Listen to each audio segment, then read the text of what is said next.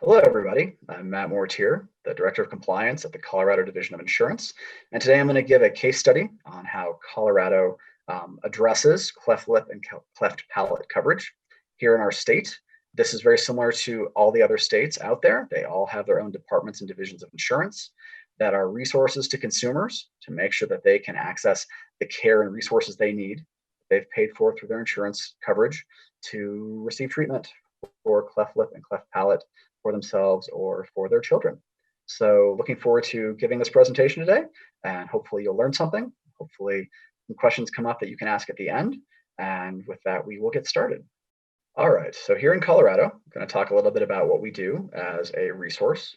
As state regulators, one of our primary jobs is to regulate the insurance market to ensure that rates are not excessive, inadequate, or unfairly discriminatory. So under the Affordable Care Act, also known as the ACA, carriers are only allowed to rate plans differently based on where you live, if you're a smoker or non-smoker, and what your age is. So pre-existing conditions, those can't be rated differently like they were in the days before the Affordable Care Act. Something else that we do is we want to make sure that consumers have the greatest choice of policies at the most reasonable price possible. So again, having a very competitive market here in Colorado helps put downward pressure on premiums and allows a great number of choices for consumers out there. We have 11 insurance carriers in the state, 2 new recent entries that have come in the last 2 years.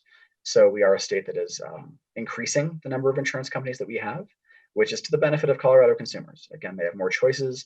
They can shop based off of their providers, off of the benefits offered, and on price, which is great. And that competition does put downward pressure on premiums, which we all prefer. We also want to make sure that there is open competition between insurers on a sound financial basis. Part of what we do with the division is ensure that there is a level regulatory playing field to make sure that all companies are able to compete without any unfair advantages. Other states do the same. The divisions and departments in other states also ensure that the companies in their states have a fair and level playing field. They are a resource, and they do have good regulatory oversight to ensure that if cleft palate coverage is needed and cleft palate benefits are required, that people have access to those benefits and are able to get the care that they need. And ultimately, here in Colorado, the Department of Regulatory Agencies, where we're housed, our mission statement is that consumer protection is our mission.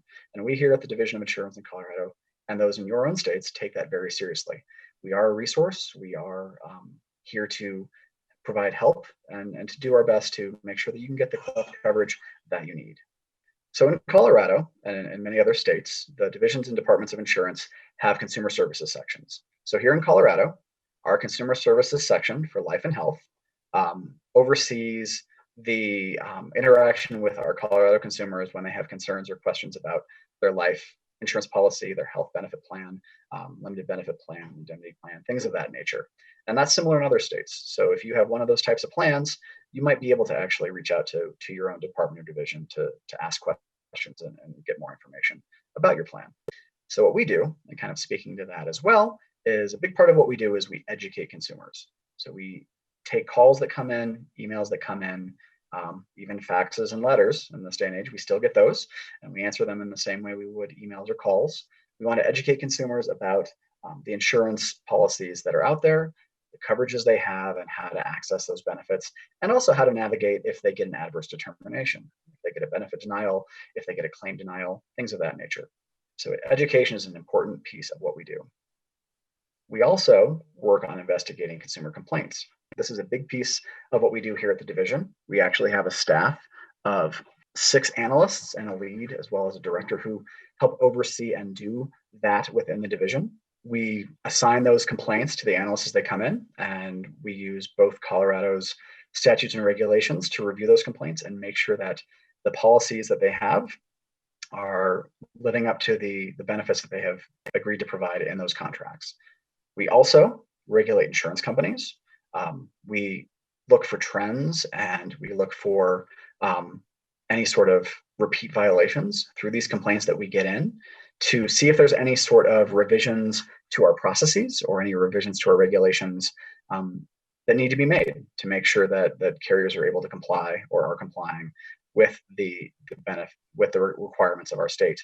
Every state has an appeals process. So if you do actually get a benefit denial, or what we call an adverse determination, that's an important word in the insurance world. That's when something isn't covered or something isn't paid for by your insurance company. With the passage of the ACA, that process hasn't been it helps standardize that appeals process. So across all 50 states, all state departments or divisions of insurance have regulations around the appeals process. So if you, in trying to obtain coverage for cleft or treatment for cleft, receive one of these adverse determinations or have a benefit denial, that appeals process is the same whether you're in Texas or Vermont or Montana or Oregon.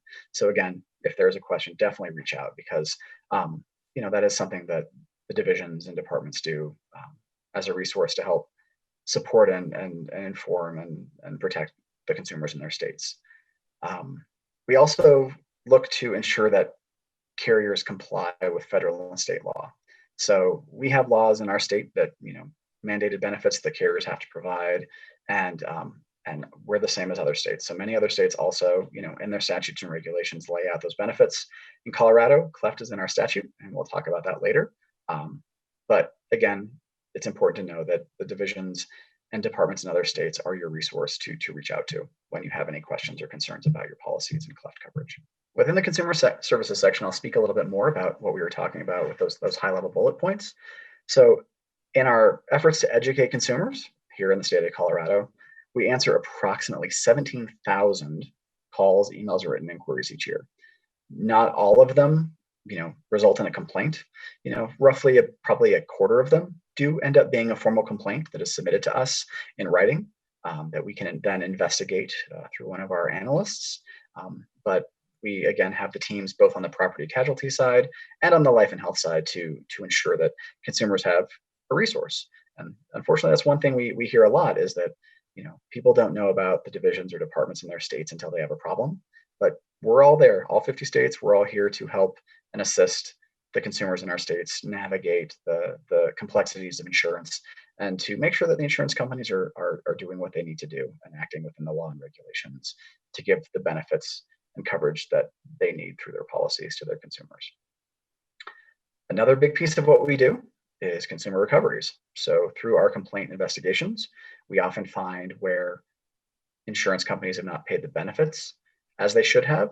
They've collected either too much premium from a consumer, or if there actually was improper collection, or they didn't refund something when they should have.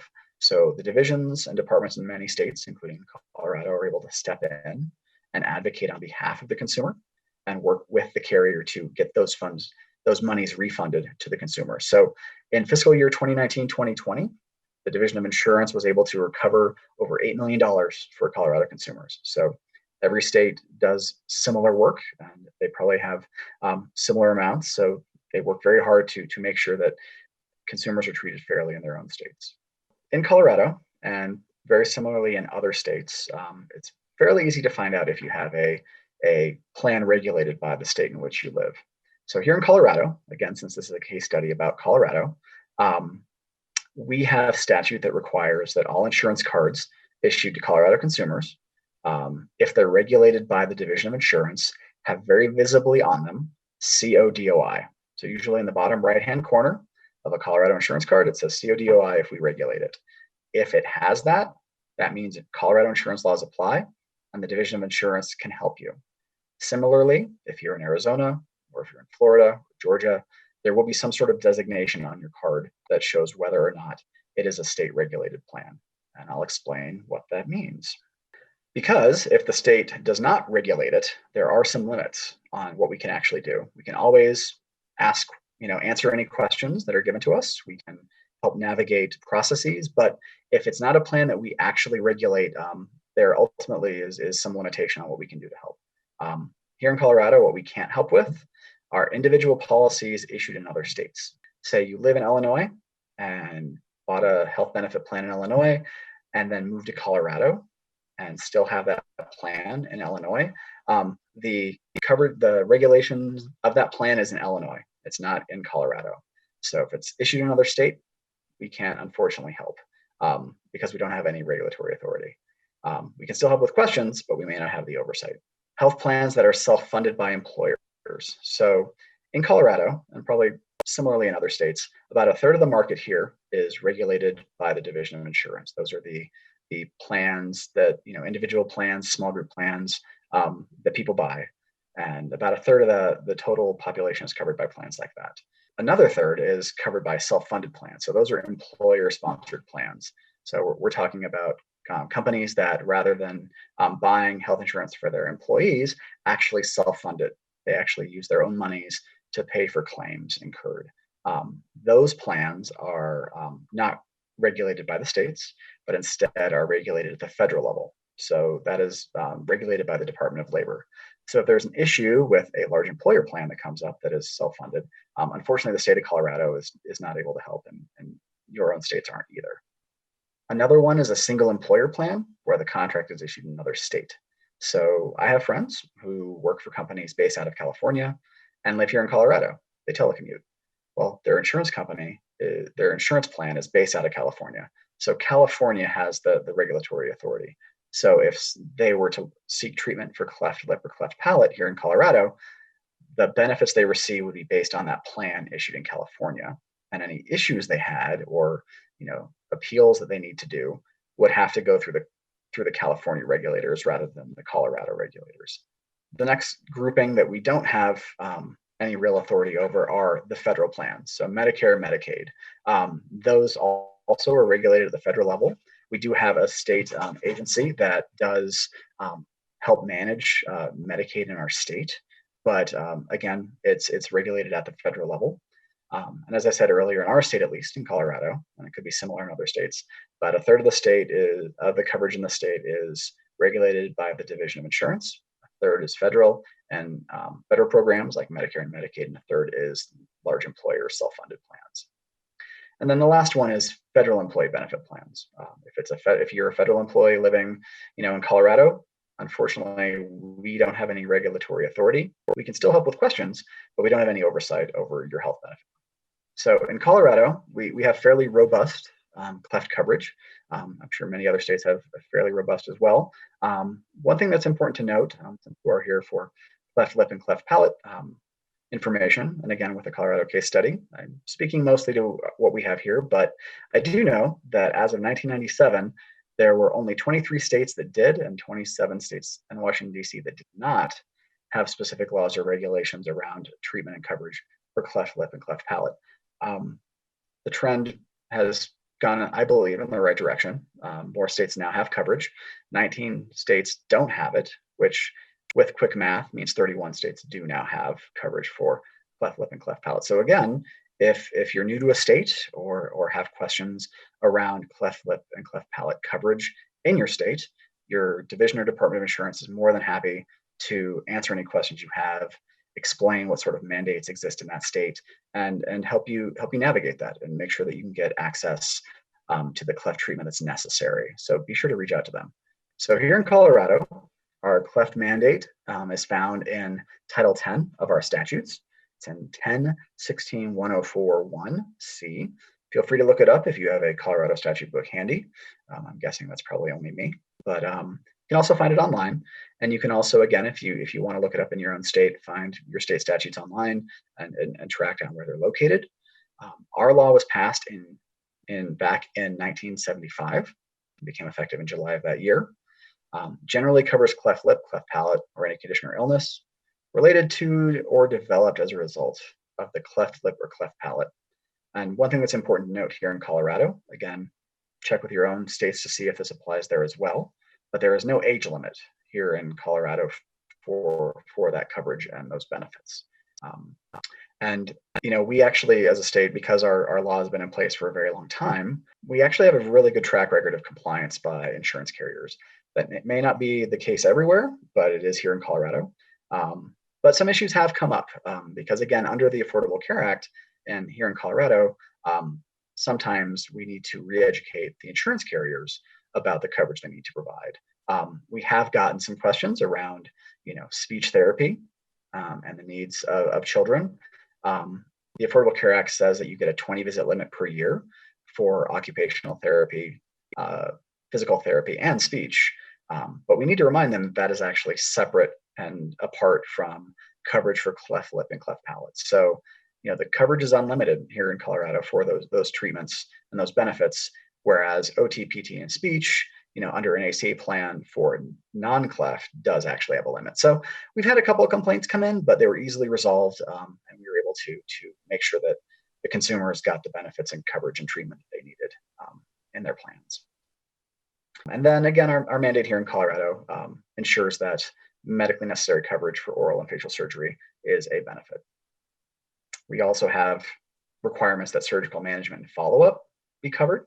Those benefits need to be provided by the carriers, and prosthetic treatment also needs to be covered, including obturators, speech appliances, and feeding appliances. So all of those need to be covered in the health benefit plans and the health coverage plans here in Colorado, and similarly, probably in many other states. So again, any questions, go to your department or division and use them as a resource to answer any questions you might have.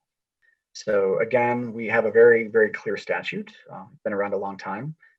Talks about orthodontic treatment coverage, habilitative speech therapy, audiological assessments, among others. We actually haven't had to issue any regulations here in Colorado. Other states may have, but because our statutes are very clear and very specific, we usually can just point to the statute and ensure that, all plans, when they're reviewed by the division, have coverage listed for all of these requirements. Also, another piece is if there might be a dental policy, if a consumer has a dental policy.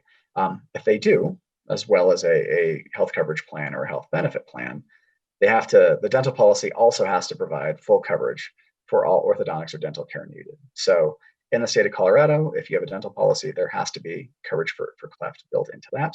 But they can also apply the same co-payment provisions that apply to other conditions and procedures covered by the policy. So they can treat it in the same way. So this makes it easier and less confusing for the consumer to obtain the benefits and treatment and coverage they need.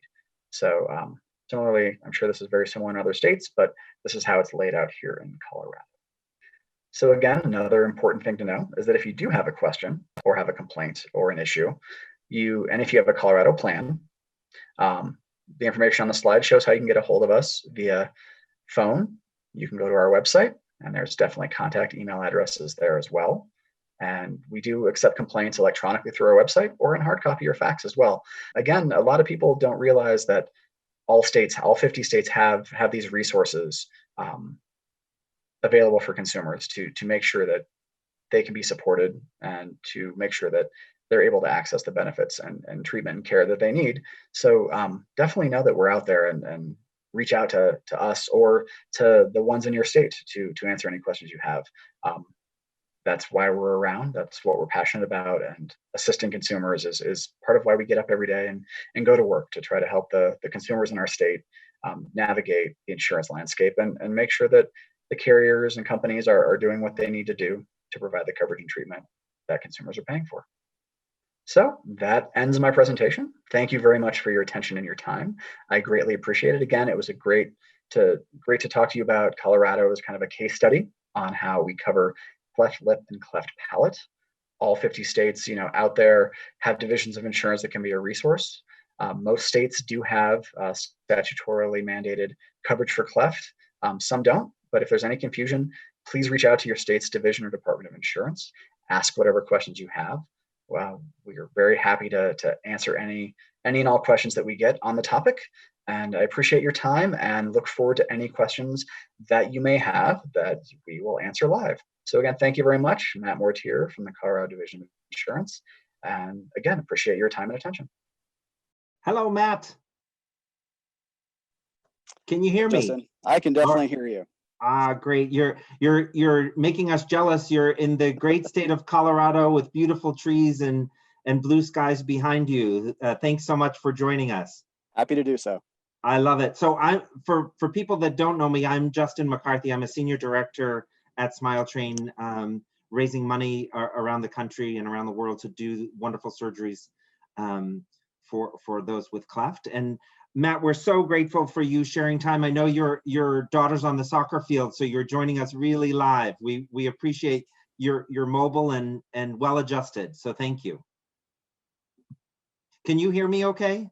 I can hear you just fine. And as to beautiful Colorado, it's lovely 65 degrees right now, but it's going to drop to 9 degrees tonight with 6 to 12 inches of snow. So, Colorado, if you don't like the weather, wait 5 minutes, it'll change. I like it. I like it. You're well adjusted for sure. Well, again, thank you for being here, and we definitely learned something. You started your talk off. I hope people learn something. Certainly, it's a very confusing topic. I think with kind of federal, state, local hospital regulations, and so I'm interested. I think one of the pieces of advice was kind of talking to your own state's division of insurance. And what do you suggest for people if they have trouble getting in touch with their own state's division of insurance? And what is the best way really to reach out? You're receiving these, you mentioned faxes, 17,000 communications a year. What's the best way to do it? All right, well, thank you for the question. I apologize for my messy goatee. It's because I've been wearing a mask most of the day, so please excuse that. Don't let it distract you. So here in Colorado, and again in other states, and again, thank you everyone for your questions. We have many different ways you can get a hold of us. Most divisions and departments will have a main line that you can call, which will be picked up by a staff member who will then redirect it. Okay. Also, make sure that you check the websites for the different sections within the division, because a lot of times you'll want to be directed with your questions to a health section, a life and health section. Ours is called, Consumer Services Life and Health section. We have a email inbox specifically for our section to make sure that we get any inquiries that come in. Hard copy mail works. We'll be happy to reach out and return calls if people mail us stuff. We actually got a couple of complaints by mail yesterday. And again, the old-fashioned fax machine also works. So there's usually multiple ways to get there. If you're having a hard time, again, make sure probably the easiest way, because again, we all live online. I'd say find the email address, find the main email address, make sure that you put something in your subject line that says, inquiry, question, cleft question, something like that. And, they'll be sure to get it to the right person. I love it. I love it. If once you've made what recourse do you have if you've received a denial from a non-state regulated plan?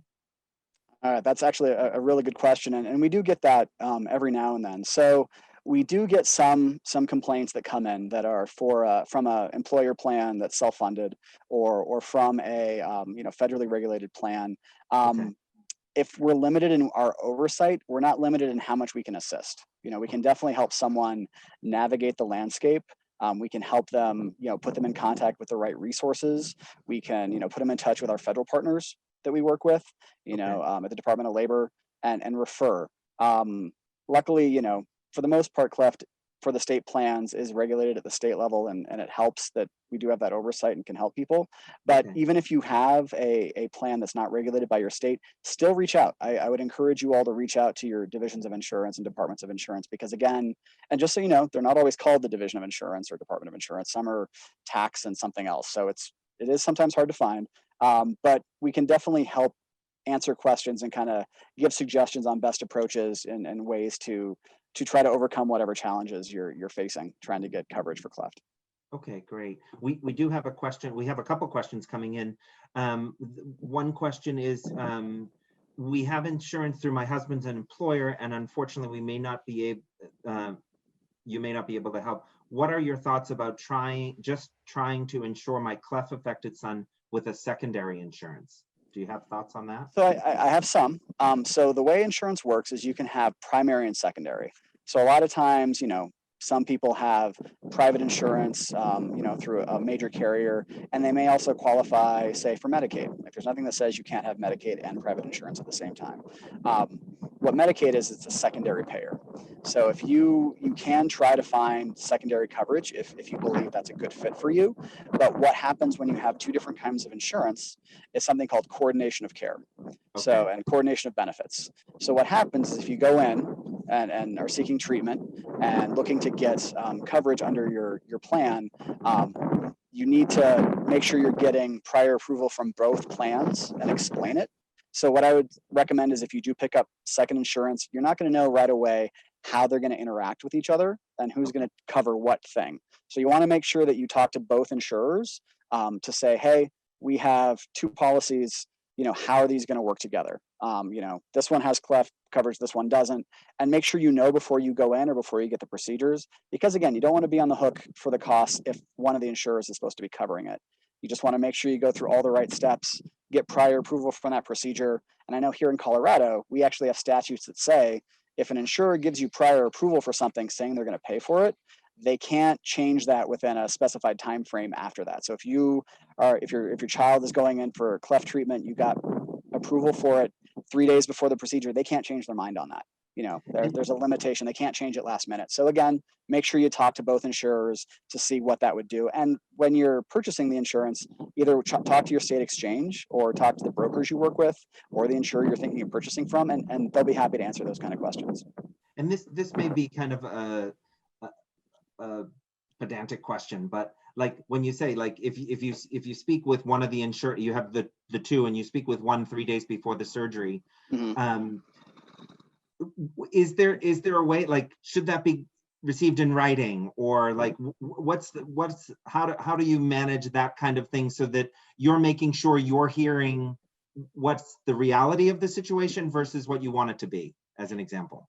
As a state regulator and as an expert paper pusher, I would highly recommend getting everything in writing. I mean, that's the best thing to do. Is if you are talking to someone on the phone, follow up with an email. Make sure you get that approval in writing, because again, when they give out the prior approval, they do need to give that in writing in some way so that you do have a record. So make sure you insist on getting that. And if it doesn't come through, ask again. Go back to them and make sure that you get it sent to you in writing, either email or hard copy.